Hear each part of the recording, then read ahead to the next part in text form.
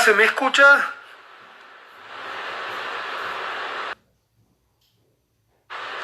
¿Se me escucha entonces? Mili.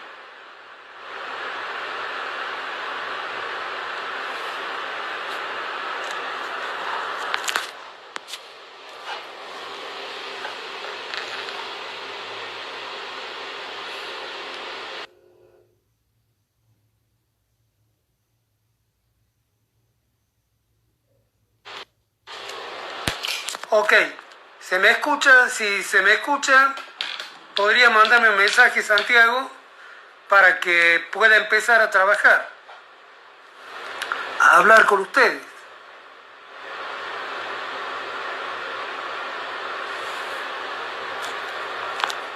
¿Hola?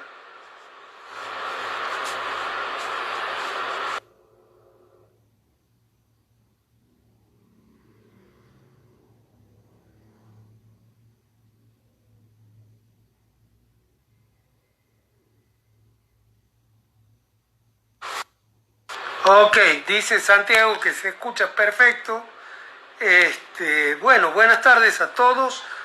Muchas gracias por conectarse, muchas gracias a quienes me invitaron para poder estar con ustedes y tener esta charla que es la idea de que hablemos entre todos de este desafío que nos presenta el coronavirus en todos los aspectos de la vida, pero especialmente nos compromete a quienes tenemos la tarea de proveer solución a los conflictos, proveer justicia a aquellos conflictos que no se pudieron resolver en instancias anteriores y aquellos conflictos que por su naturaleza no se pudieron resolver o porque las partes no llegaron a un acuerdo y en donde se debe llegar a un juicio, nos compromete en el derecho que tienen las personas de tener acceso a la justicia, de tener un juicio en un plazo razonable, de tener un proceso que les permita delegar en los organismos o en los órganos estatales correspondientes la tarea de adjudicar los conflictos y de ejercer, porque como nosotros sabemos, nuestros antecedentes, al igual que otros países del mundo, nuestros antecedentes constitucionales le otorgan al Estado el monopolio de la fuerza pública, como no puede ser de otra manera en sociedades multitudinarias como las que tenemos.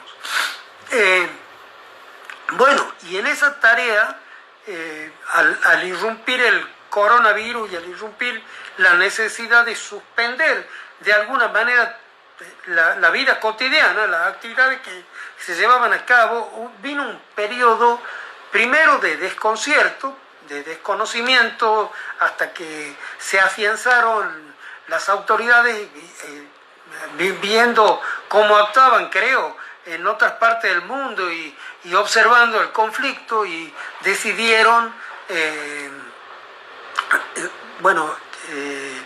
suspender, prohibir y disponer el aislamiento social desde el ámbito nacional, y desde nuestro ámbito provincial, nuestra excelentísima Corte dispuso la prohibición de ingreso a tribunales, la prohibición de audiencias, de juicio, y esto nos ha obligado a reexaminar cuáles son nuestras posibilidades, porque el deber de otorgar soluciones, de otorgar decisiones judiciales a los casos conflictivos que nos llegan, no se ha suspendido para nada, sino que la conflictividad continúa y nuestra tarea, digamos, necesita adaptarse a esa conflictividad. Nosotros no sabemos cuándo va a terminar esta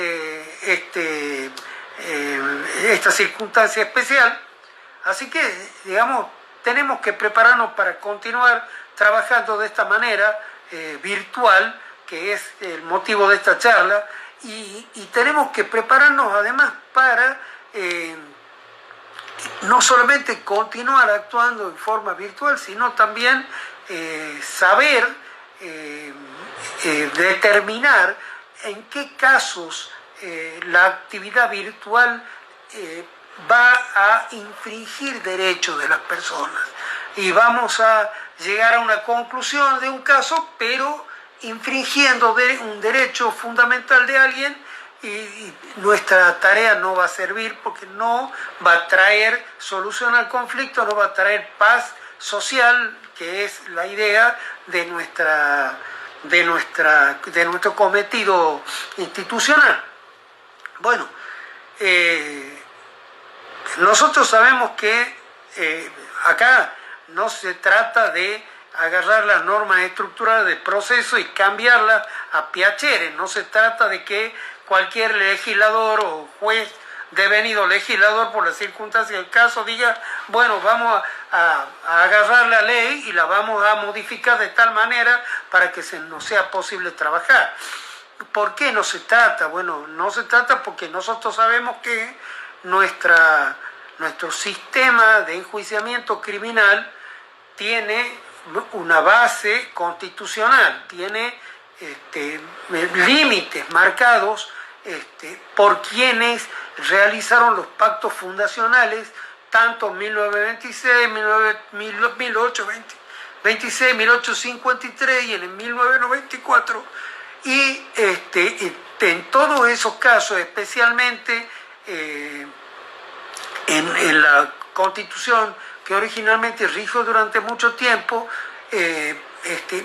los constituyentes tomaron el camino del constitucionalismo social, del constitucionalismo político y luego el social, pero en principio el armado de nuestras instituciones fue al modo de una república dentro de un modelo democrático. Y ese modelo democrático y esa república contienen ciertas normas que son instituidas como derechos reforzados, derechos de garantía. Esto es para poner muy en claro que los ciudadanos, en el caso que nos ocupa, que sean perseguidos civilmente o penalmente, ya sea privadamente o públicamente, mejor dicho, tengan la posibilidad de ver resueltos sus casos con el respeto de ciertos derechos mínimos que se tienen que garantizar a todo litigante. Y lo mismo el que es la otra parte de un conflicto y necesita acudir a la justicia para poder resolver ese conflicto y obtener la prestación que considera que le corresponde y que se ha sido divertida, ha ido en otra dirección en el devenir de la convivencia. Entonces, la persona va a tener que recurrir, no pudo resolver el problema, va a tener que recurrir a la justicia. Entonces nuestra Constitución, nuestras normas fundamentales tienen este concepto del debido proceso. Cuando hablo de normas fundamentales me refiero a los pactos internacionales y también me refiero a las constituciones nacionales y provinciales. Digamos, nuestras constituciones, vamos a ver que tenemos una norma en la Constitución provincial una norma general que nos dice que todos los derechos y garantías que consagraron la Constitución Nacional son adoptados por nuestra Constitución Provincial, y en nuestra Constitución Provincial tenemos el artículo 18 de la Constitución que nos está diciendo los pleitos se van a hacer con estas garantías mínimas. Nadie puede ser penado sin juicio previo, etc. Pero fundamentalmente nosotros hemos tenido la fortuna como comunidad de acceder a la Convención Regional de Derechos Humanos, la Convención Americana de Derechos Humanos. También hemos tenido acceso al Pacto Internacional de Derechos Civiles y Políticos, más o menos por la misma época. En estos 30 o 40 años pasados, hemos tenido esta posibilidad y con ese ingreso de la Convención Americana y del Pacto nos ha ingresado aire fresco, por decirlo así, de carácter procesal, derechos propios del debido proceso que contemplaba nuestra Constitución, pero mejor explicitados, mejor desarrollados. Yo voy a tomar para hablar, voy a tomar el artículo 8 de la Convención Americana, porque es el más próximo y el nuestro, pero en nuestra Convención Americana responde al desarrollo de la Convención Europea de Derechos Fundamentales, que fue sancionada unos 15 años antes y que tiene esa precedencia. Nosotros el primer fallo de la Corte Interamericana lo tuvimos en el año 78, pero no me quiero ir en detalle, sino ¿por qué estoy abordando esta cuestión de las normas fundamentales? Porque esas normas son el pacto social rígido, según el cual nosotros nos tenemos que conducir en toda la materia, en el respeto a la libertad de expresión, en el respeto a la libertad ambulatoria y en el respeto al enjuiciamiento, al enjuiciamiento que debemos hacer con el debido proceso penal. Ahora bien, nosotros tenemos, además de nuestra Constitución, tenemos aquellos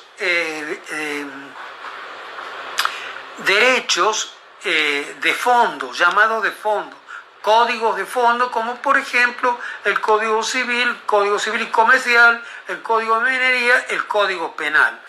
Estos derechos, estas normas, digamos, fondales, nos están diciendo, regulando lo que nos marca la Constitución, y por debajo de la Constitución nos dicen qué es lo que está bien y qué es lo que está mal en la convivencia diaria. Se dirigen a todos nosotros en general.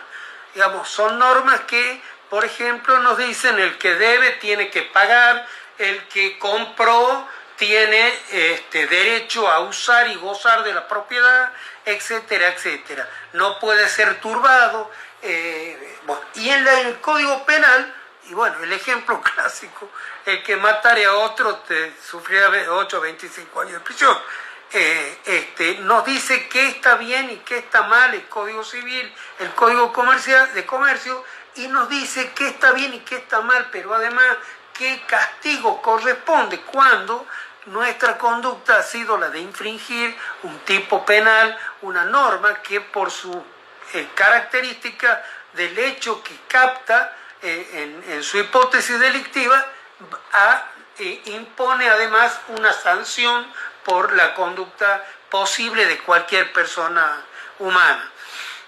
Muy bien, este es nuestro sistema, pero como decía algún autor procesalista, la Constitución y el derecho penal no le tocan un pelo al delincuente. Decía como manera de expresar cuál es la finalidad y la forma de actuar de las normas de derecho procesal y del derecho procesal en general.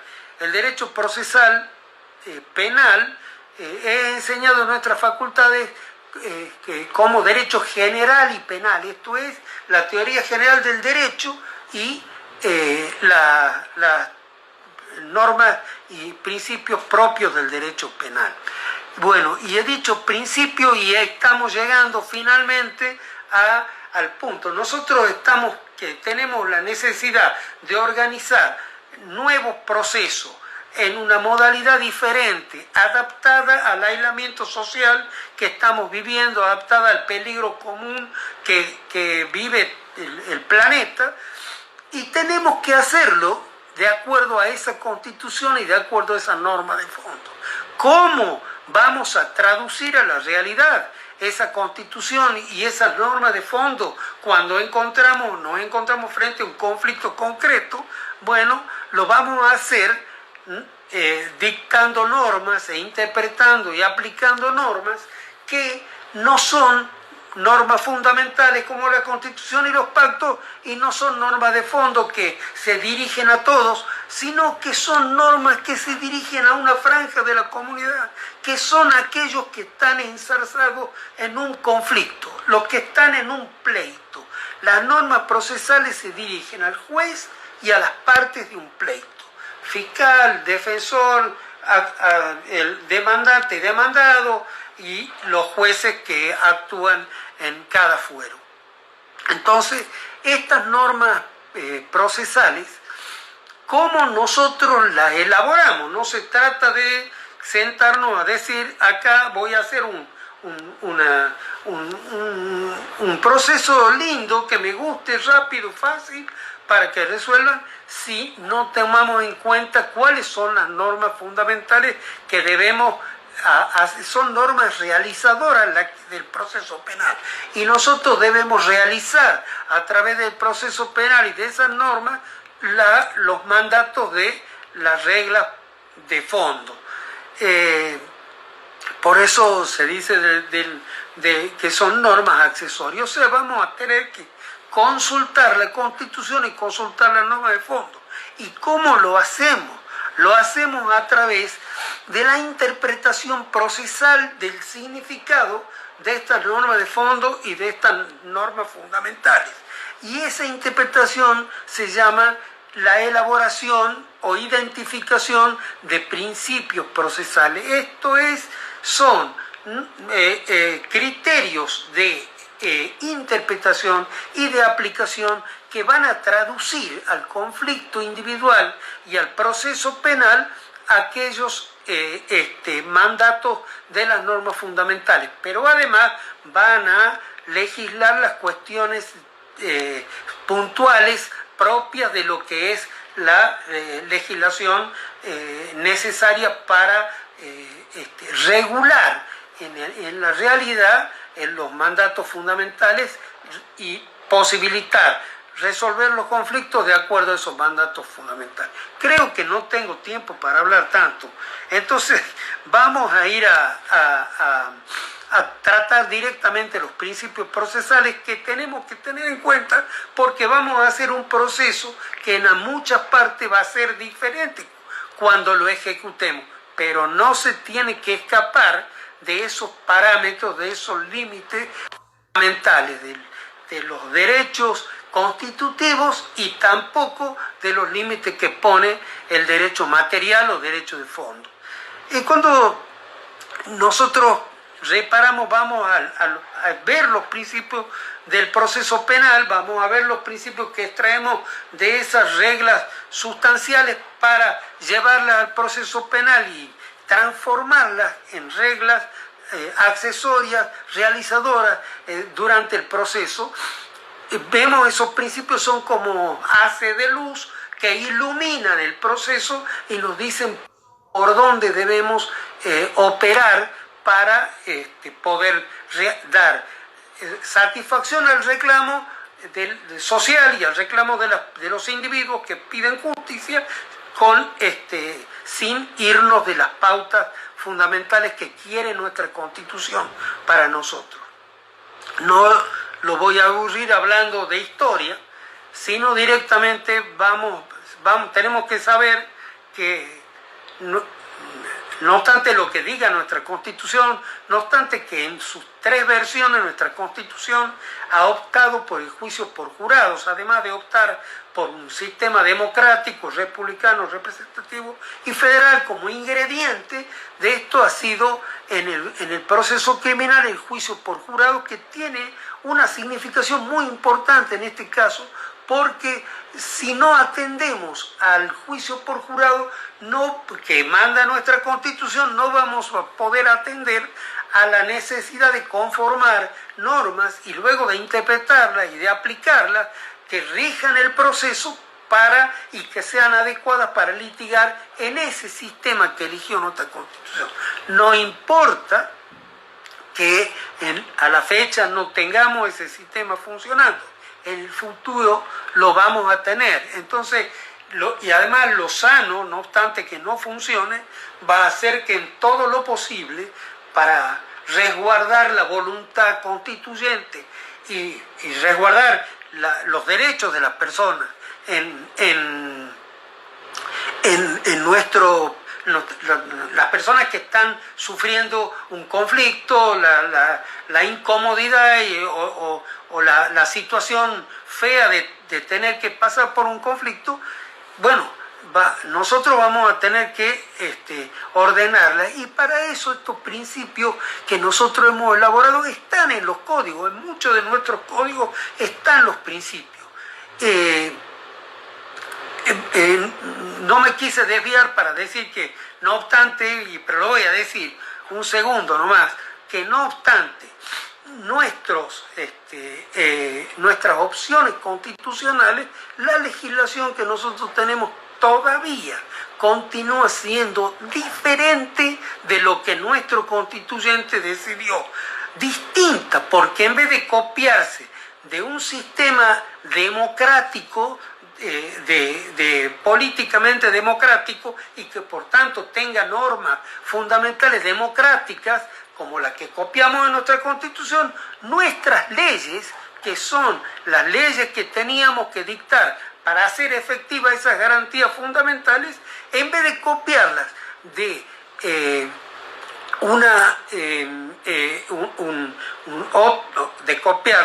de tomarlas de un sistema democrático de gobierno, la hemos tomado de un sistema autoritario. Nosotros, ustedes habrán escuchado muchas veces que es inquisitivo nuestro sistema, y ese nombre viene porque nosotros hemos tomado un modelo muy teñido de la Inquisición, que se llama el procedimiento penal mixto de mediados del siglo XIX, que rigió en España hasta más allá de mediados del siglo XIX, y que nos inspiró por avatares, que no es el momento, por el tiempo que tenemos, no es el momento de contar, pero tenemos un sistema que nos ha ido modelando también como comunidad. En la práctica inveterada de años y años hemos ido practicando modos de actuación autoritarios, lógico,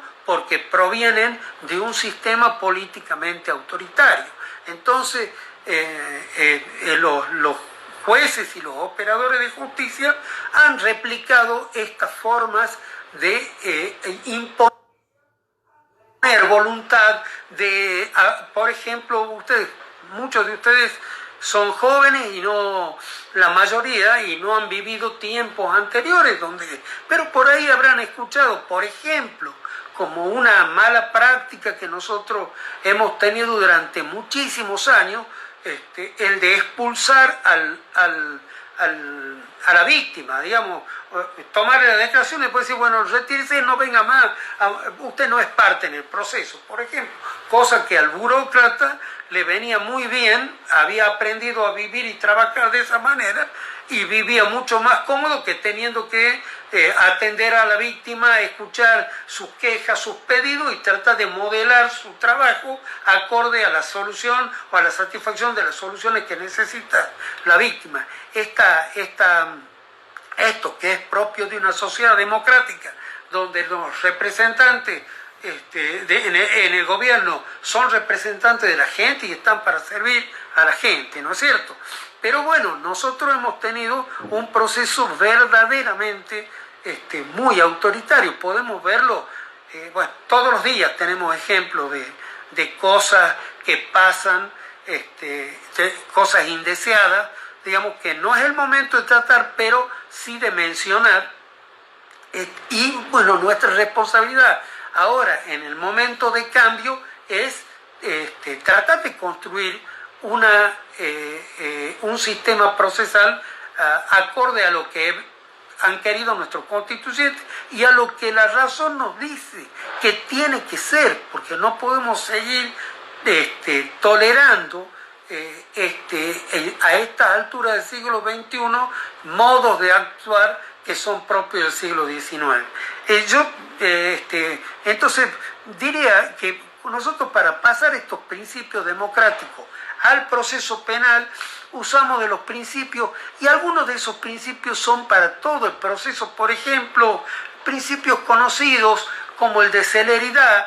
Y bueno, la Constitución y los pactos nos dicen que tenemos derecho a un plazo razonable, entonces en eso se asienta el principio de celeridad. Nosotros cuando lo traducimos al proceso decimos necesitamos que el proceso sea ágil y rápido porque debe ser efectuado en un plazo razonable. Porque el artículo 8, porque el 25 de la Comisión nos dice que tenemos que organizar un sistema procesal rápido, sencillo y efectivo. Entonces, hoy en día, de esas normas más claras que el artículo 18 no era tan claro, pero no lo era porque es del siglo XIX.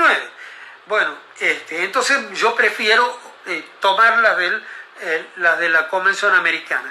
Le decía entonces, un principio que vamos identificando y ese principio nos sirve para todo el proceso, es tanto para la etapa de investigación como para la etapa intermedia como para el juicio oral. Todo debe ser rápido, sencillo, efectivo y todo debe ser imbuido del principio de celeridad. Nosotros de esas mismas normas vamos a ir desgranando otros derechos constitutivos de esta noción que se llama el debido proceso o debido proceso legal o juicio justo, y de esos derechos vamos a ir extrayendo consecuencias que vamos a trasplantar al proceso penal para obedecerle a la Constitución en materia de enjuiciamiento penal. Uno de esos principios que está, quiero mencionarlo antes que se nos termine el tiempo, que un principio que está de alguna manera en presente en todos los demás principios del juicio oral es el de inmediación. El principio que nos dice que necesitamos tener inmediación subjetiva, como dice David Echandía, es decir, contacto directo, personal entre los jueces, las partes, porque no es solamente los jueces, y los sujetos o órganos de prueba que comparecen al juicio, y una inmediación objetiva con todos los objetos, documentos y lugares que debemos inspeccionar y que necesitan de nuestro contacto directo que pueda apreciar con la mayor calidad posible la significación o el contenido de estos documentos, instrumentos, objetos o de los dichos de estos testigos. Bueno, este principio de inmediación nosotros lo vamos a encontrar en todos los códigos. Nosotros tenemos que saber que cuando diseñemos una medida, como por ejemplo una audiencia virtual testimonial, nosotros tenemos que tratar de preservar el principio de inmediación en todo lo posible.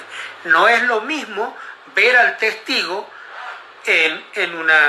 a través de una pantalla, como estamos haciendo nosotros ahora, que poder percibirlo de cuerpo entero, poder percibir sus miradas y ver a dónde se dirigen, poder percibir toda su actitud corporal y poder, incluso sus inflexiones de voz que van a ser más naturales y su gesto y todo.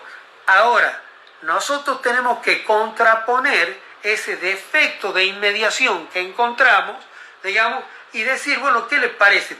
Paralizamos todos los procesos porque los testigos no los podemos tocar y tenerlos a 1 metro de distancia. ¿Y qué hacemos con la víctima del imputado? Lo seguimos teniendo perseguido al imputado y a la víctima sin solución. Bueno, nosotros nos vamos a guiar por estos principios, vamos a elaborar las soluciones que se pueda, digamos, y vamos a hacer que el detrimento que puedan sufrir las partes que no se puedan comunicar igualmente con el tribunal y con sus contrapartes o con sus representantes, y vamos a ver que ese detrimento sea mínimo, que cuando nosotros lo vamos a restringir al derecho de la parte de comunicarse inmediatamente con todos, lo hagamos en la mínima proporción posible. Pero a la vez, nosotros haciendo esto, hacemos vivir el derecho de las partes a tener justicia en un plazo razonable, a tener los sujetos procesales una decisión que ponga fin al pleito en un tiempo razonable. Otro principio que coincide con esto, vamos a hablar del principio de continuidad y de concentración. Son dos principios que de alguna manera tienen incidencia uno con el otro y los dos traducen la inmediación, porque un proceso que es continuo permite que en la memoria de los jueces esté la representación de lo que todos los órganos de prueba y medios de prueba nos han traído a conocer. Y porque un proceso que se concentra, que concentra todos los actos posibles, por ejemplo, en un proceso, en una audiencia, nosotros vemos que los incidentes se concentran todos al principio y se resuelven todos al principio. Ahí también funciona el principio de celeridad, que nos permite, se imaginan si tuviéramos que ir resolviendo incidentes, no termina nunca una audiencia sucesivamente. Y en segundo, también el principio de concentración, este principio que nos dice que debemos concentrar, tiene por objeto la celeridad y tiene por objeto la inmediación. Cuando resolvemos 4 o 5 incidentes preliminares, todos en conjunto, estamos siendo plenamente conscientes de todo su contenido y lo estamos haciendo en un tiempo que nos permite achicar el tiempo en todo lo posible de la audiencia y llegar a un momento de la derivación con la plenitud de conciencia y de conocimiento de los hechos que hemos presenciado durante la audiencia. Y lo mismo a las partes, que pueden alegar mejor, que pueden realizar sus presentaciones de una manera más fluida. Y la continuidad, nosotros hemos tenido en el año 91, cuando tomamos como base el Código de Córdoba, el proyecto de Caferata Nores, recibimos una norma que nos decía que las audiencias pueden suspenderse por casos excepcionales, pero solamente por 3 días. Y luego que también por 3 días se suspendía para el dictado de los fundamentos escritos. Nosotros ampliamos ese plazo pensando en la complejidad de procesos que se pueden plantear con la mayor conflictividad que va surgiendo de la modernidad, más número de casos y casos más complicados. Entonces lo ampliamos 10 días, que en el Código Nuevo ahora yo creo que estoy seguro, se ha conservado ese plazo de 10 días, que me parece un plazo adecuado, porque este es el plazo que traduce el principio de continuidad propio de la audiencia a la ley, al texto de la ley. Un plazo de 10 días que tiene por objeto evitar que se borre de la mente de los jueces el conocimiento que han adquirido durante las audiencias. Yo sé que es muchas veces inevitable que ciertos casos complejos deban prolongarse en el tiempo, y en esos casos, por ejemplo, se resigna la inmediación de los jueces porque van a tener que recurrir a anotaciones, notas propias o de terceros, sus ayudantes, sus relatores, para recordar expresamente todo lo que vieron y todo lo que escucharon durante el juicio, ¿no? Para que puedan resolver después teniendo en conocimiento de todo el material probatorio que pueda ser o no relevante, pero que tienen que conocerlo los jueces al momento de resolver. Entonces, decía, hay otros principios, por ejemplo, un principio muy importante que también, como casi todos, se relaciona con el principio de inmediación. Y es el principio de identidad física de los sujetos procesales, que algunos autores lo han venido sosteniendo, pero que cae por su propio peso, por supuesto, porque si no están presentes todos los sujetos procesales,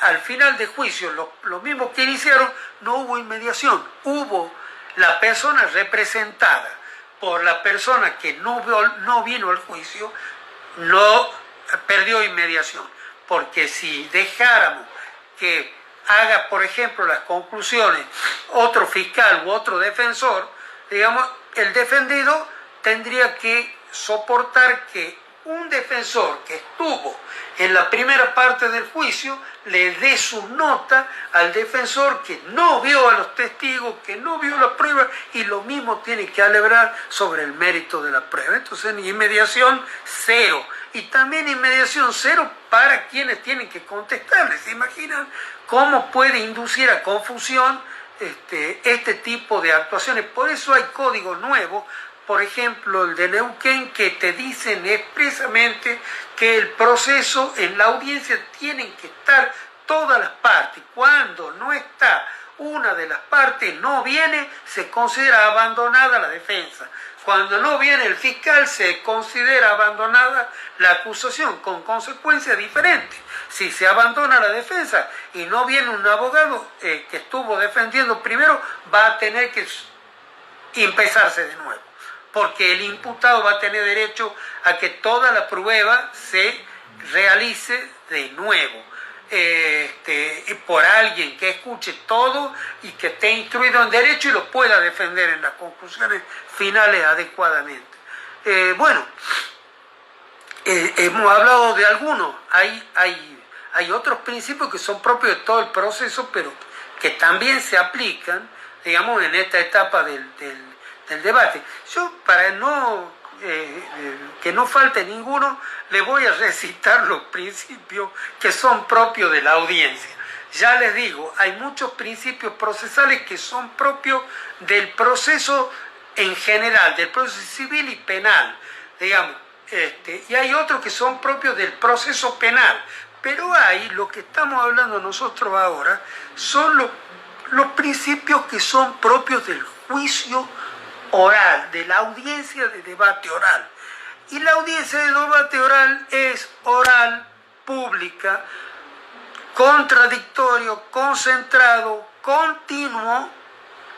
El juicio, digo, oral, público, contradictorio, concentrado, continuo y con identidad física de los sujetos procesales. Cuando hemos hablado de la inmediación, que es otro principio que campea en todo, y que es el principio ligado principalmente a la oralidad. El juicio, fíjense ustedes que los códigos, por lo menos el código nuestro, lo dice bajo pena de nulidad específica. El juicio será oral y público bajo pena de nulidad. Y esta categórica imposición de la ley procesal es porque la publicidad y la oralidad son dos caras de la misma moneda. Es imposible la oralidad sin publicidad en la mayoría de los casos, porque el objetivo de la publicidad no solamente es que el imputado tenga la garantía de que cualquiera puede ver y opinar sobre su juicio, sino también es de que cualquier persona de la comunidad tenga la posibilidad de controlar cómo funciona la justicia y si hubo o no hubo una correcta, a su criterio, un correcto desempeño de los órganos de justicia en determinado caso. Esto se ve mucho cuando hay casos de mucha repercusión,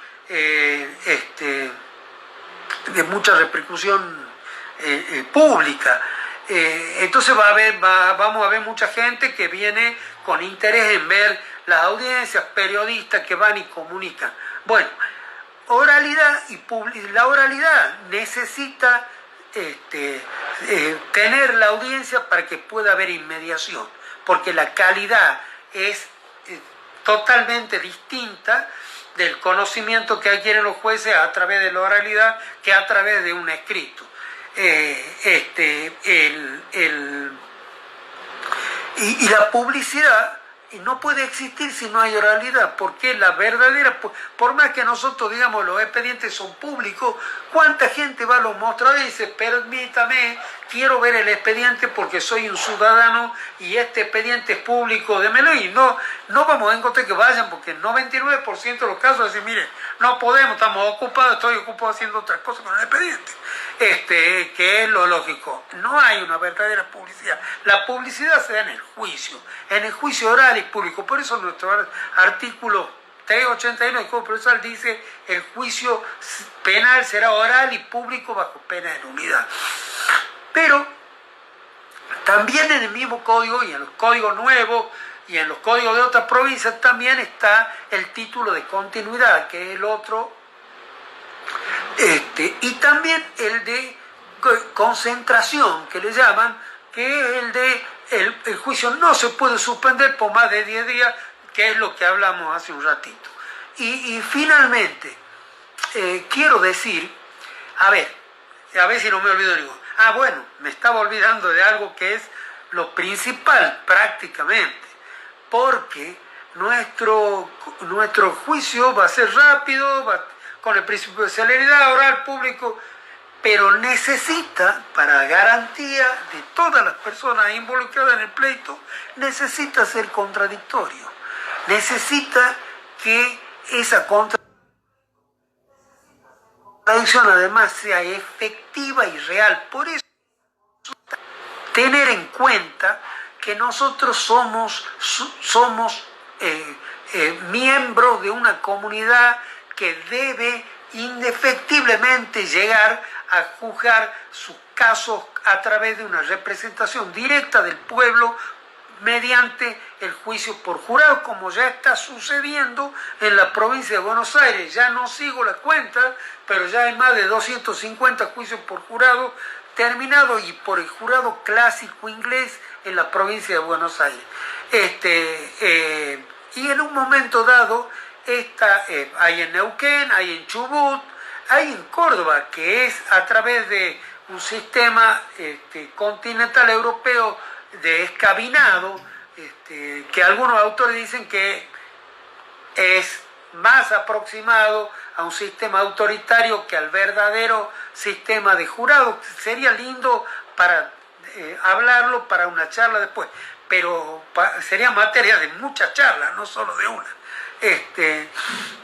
Pero sí debemos saber que el día de mañana vamos a tener, y creo que va a ser, yo tengo la experiencia que se llama bien pronto que tarde, más bien temprano que tarde, la instauración en todo el país del juicio por jurado. Y entonces vamos a tener que estar preparados, no solamente para litigar en un juicio por jurado, sino que si además necesitamos litigar parte de lo que hagamos en forma virtual frente a un jurado, vamos a tener que aprender un montón de técnicas que hoy no disponemos, que hoy no se practican, porque bueno, lógicamente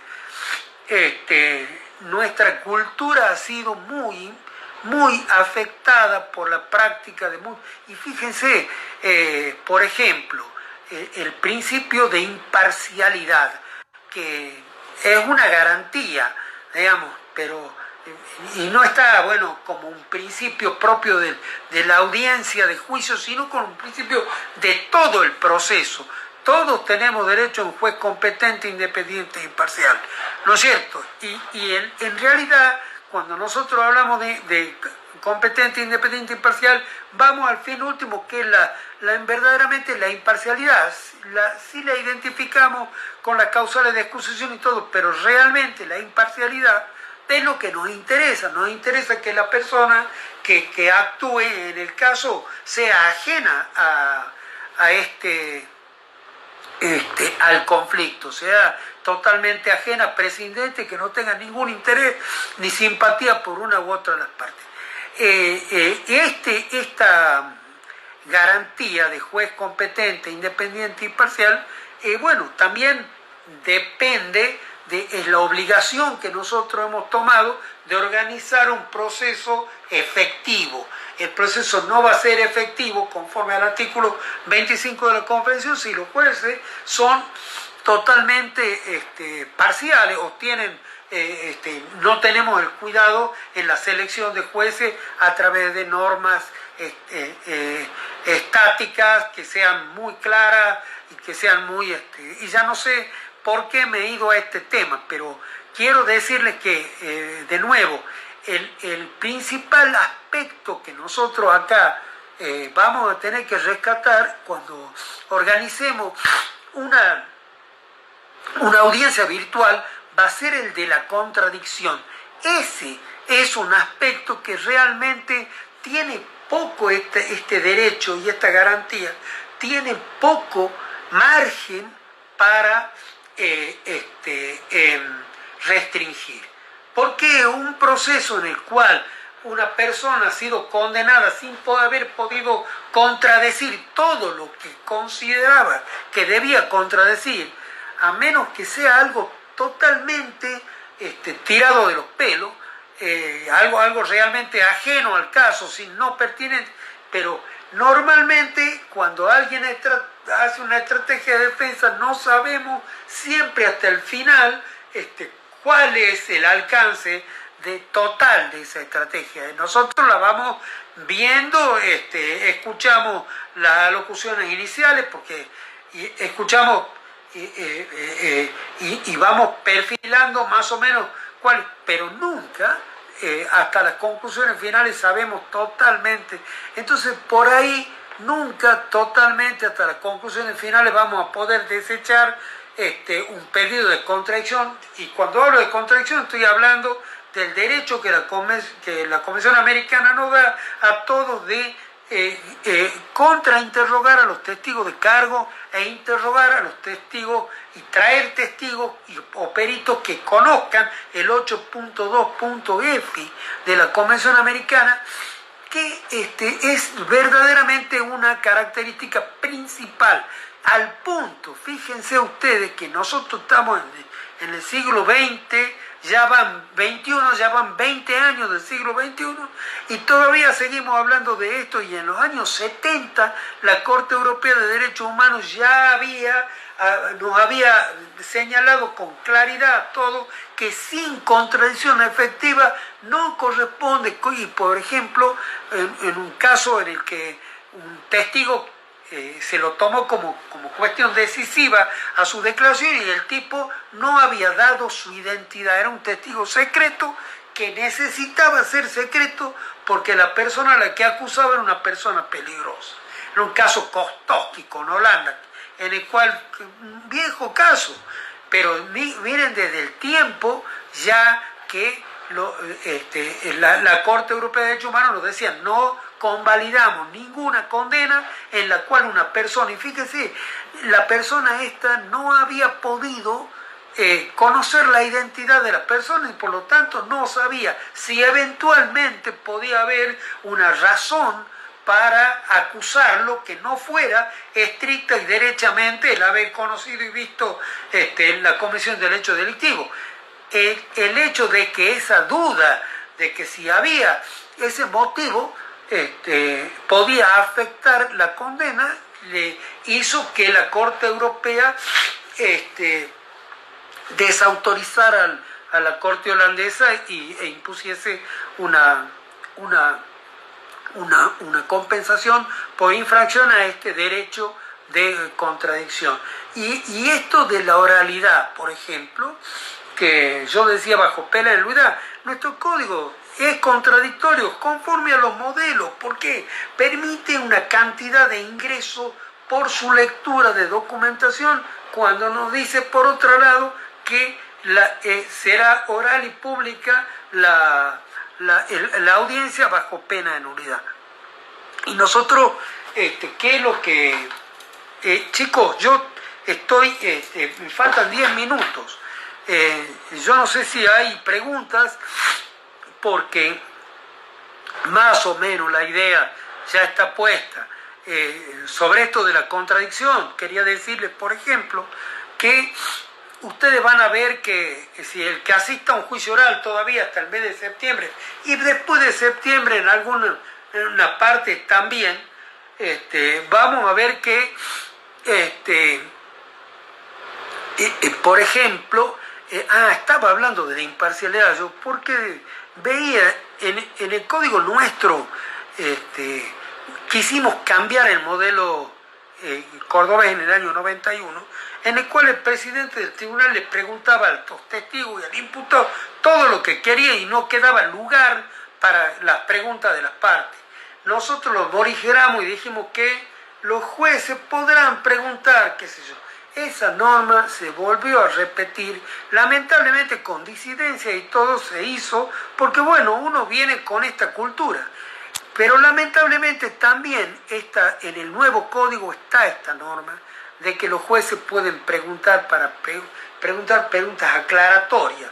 Esas preguntas aclaratorias no van a ser nunca tales, porque el juez que está confundido lo que tiene que hacer es, como es muy conocido, tiene que absolver, ¿no es cierto? Porque nosotros tenemos la pauta también tomada del modelo estadounidense de la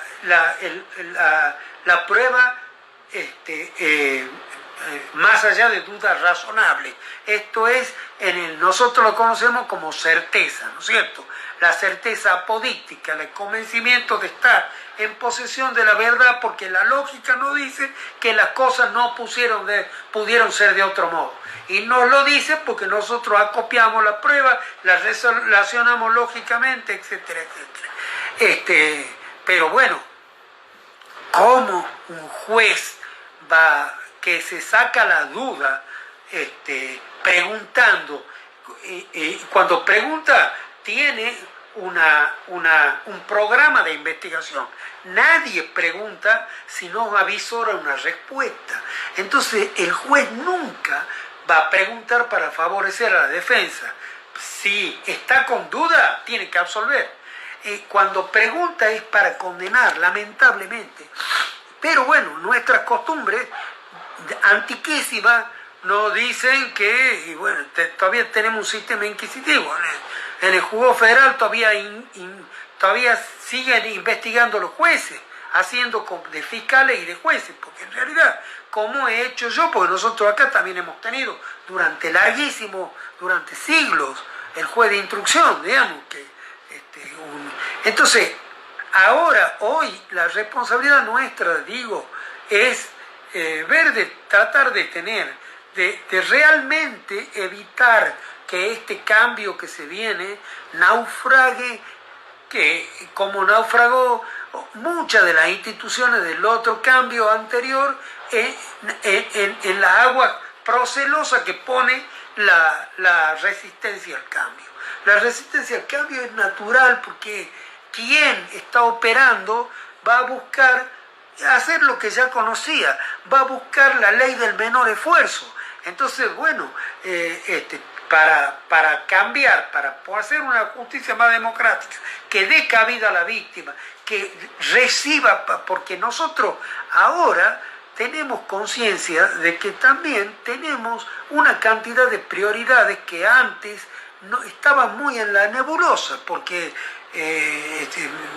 la sociedad no había hecho carne de que habíamos suscrito pactos internacionales que nos ponen, por ejemplo, como el de Belén do Pará, como el de la CEDAW, que nos dicen que nosotros, cuando se trata de una cuestión de género, necesitamos llevar adelante el conflicto. ¿Se acuerdan que hablaba yo de conflictos que por su naturaleza no se pueden conciliar, no pueden tener una salida alternativa, como por ejemplo estos conflictos en los que a veces la falta de una decisión fondal puede equivaler el día de mañana al fallecimiento de una persona, que cueste una vida, que cueste...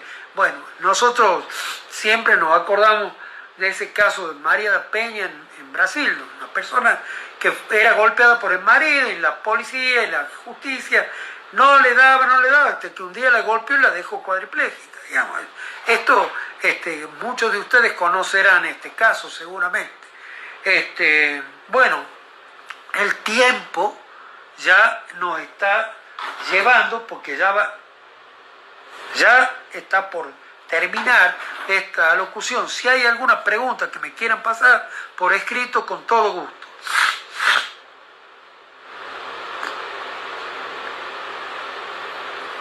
A ver.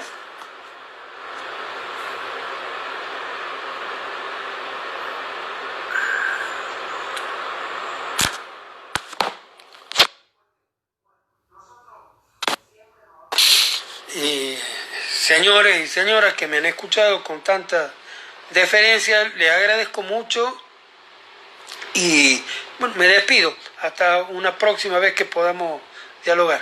Muchas gracias. Hasta luego.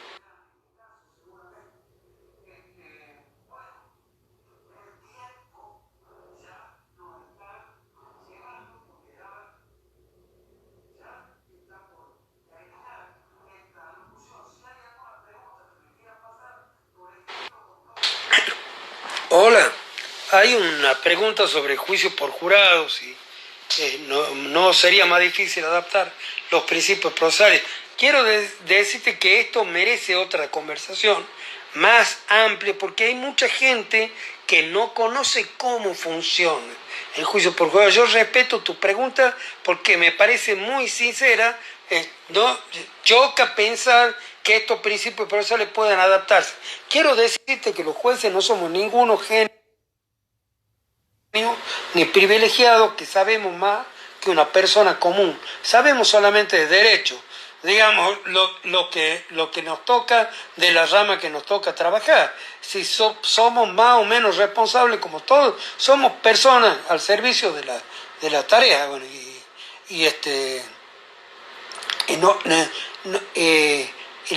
los jurados si estos principios que nosotros estamos hablando son principios hechos para el juicio por jurado, son en realidad, digamos, estos principios prevén el juicio por jurado constitucional. Lo que pasa es que lamentablemente no lo hemos tenido todavía. Sos bienvenido cuando quieras para conversar sobre este punto de juicio por jurado.